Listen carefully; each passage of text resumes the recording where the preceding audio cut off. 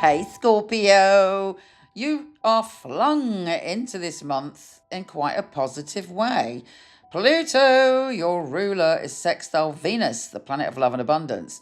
So you're like, rah, I know what changes to make, and I'm positive about making those changes, likely to be about your sense of abundance and family and possibly your home.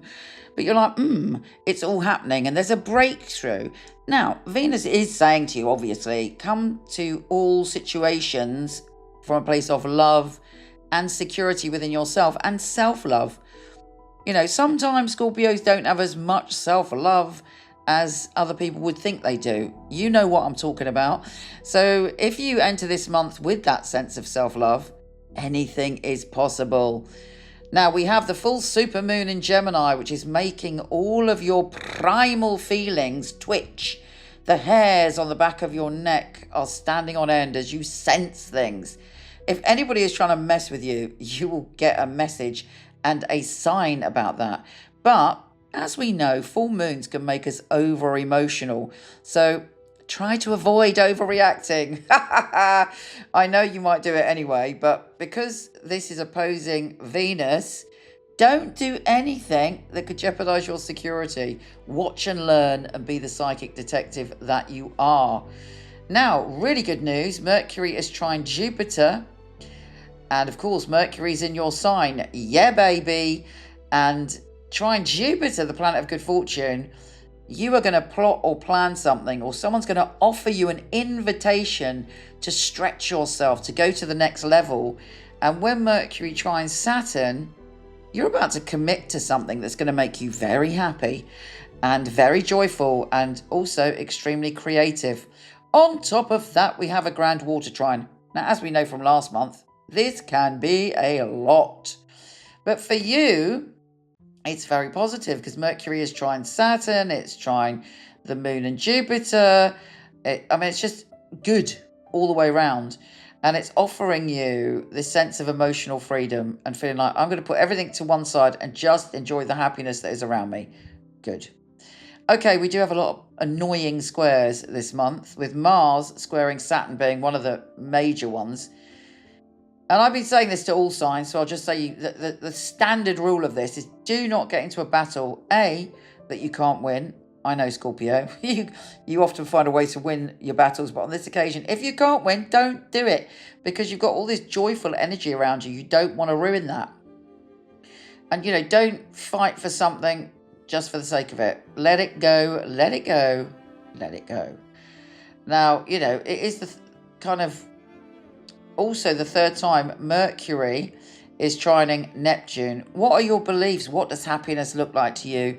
How do you see your future? You're a visionary to awaken a future filled with joy on the 11th. And also Mercury leaves your sign. So cast out your final wishes of Mercury being in your sign and believe that the joy is coming. Should have already experienced this a little bit the other two times it was there. Now, Mercury is sextile Pluto, obviously not in your sign on this occasion, but it is allowing you to experience feeling at peace with yourself, allowing you to feel that you know what decisions you're making and that they stand true. The new moon in Sagittarius is one where you're building foundations. Cast out what you want to manifest. And please believe this. I know sometimes it's difficult for Scorpios to be optimistic, but I truly believe this new moon is going to show you that you could joyfully increase your security, love, abundance, and bliss with this new moon. It's super exciting. And there is good vibes woven into the whole of this month for you. And even if you have a little bit of a, battle with some people, if you don't go full on into, that extreme that you can go to, the happiness will far, far, far exceed any hassle you have this month. There is a square between the Sun and Neptune and Mercury and Saturn. But ultimately, there is happiness woven in. And some big news, actually, just before Christmas, which could change things for you in a very positive way. Certainly, there is so much here that is looking exciting, and I really want you to believe that and step into it. Take care, gorgeous, and I'll speak to you soon.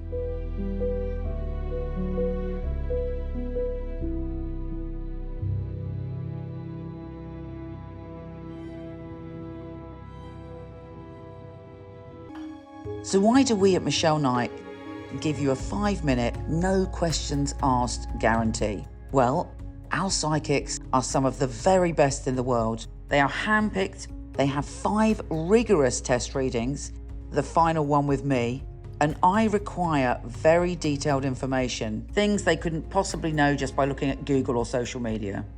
We want you to be totally blown away by your reading, to feel that you've chosen a psychic who you can bond with, who gets you and gives you such specific information you feel completely reassured. If this doesn't happen within the first 5 minutes, don't be shy, just put down the phone and your minutes will be topped up or refunded. Your reading should be uplifting, full of clarity and advice, and leave you empowered to make the right decisions for you. We want Michele Knight to be your spiritual home.